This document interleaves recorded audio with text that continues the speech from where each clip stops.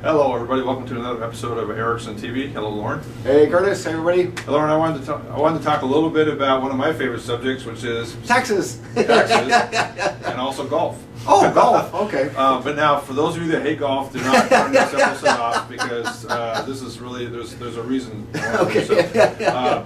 So recently, one of our long-term famous American golfers, Phil Mickelson, won the Open at the British Open. Oh, okay. For the first time in his life and history, he's never won really? the British Open. That's right. So Okay. it was a big deal for him, and it's kind of fun to watch him win that. And he shot one of the best rounds of his life to win it. But the takeaway from that is taxes, and he earned for just winning that one tournament $2,167,500. Not bad. Okay? Not bad at all.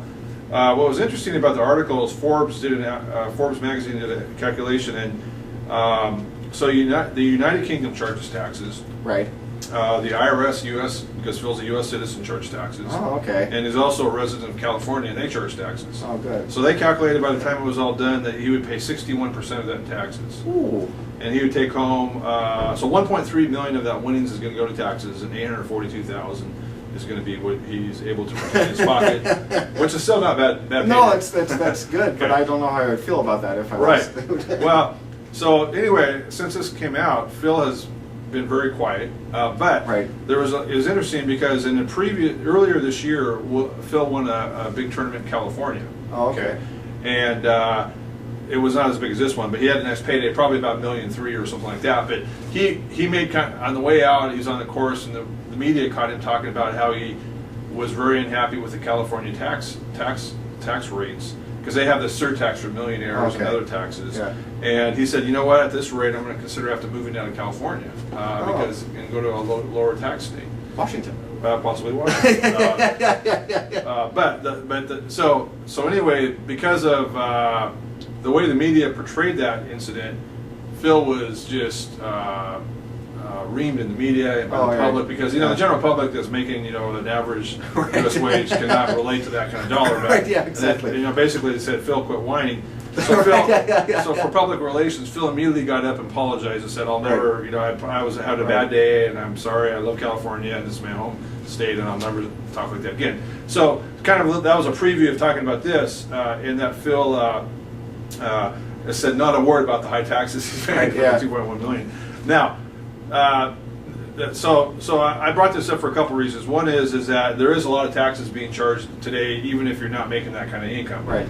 You could be in a high tax state. You can be, of course, you have the IRS taxes, and taxes are going up starting this 2013 and on. But here's the little known secret. And this is kind of the end of our episode in a fun way. I kind of determined why Phil is being very quiet about the taxes from this point on, and why he immediately apologized after he had the last incident back in California. Forbes magazine also said that Phil Mickelson in the last 12 months made $44 million in endorsements. Ooh. And if you think about it, by Phil winning this first major European tournament in his history, he's just opened up the whole door to European endorsements now. Right. And so again, none of this is to feel sorry for Phil. No.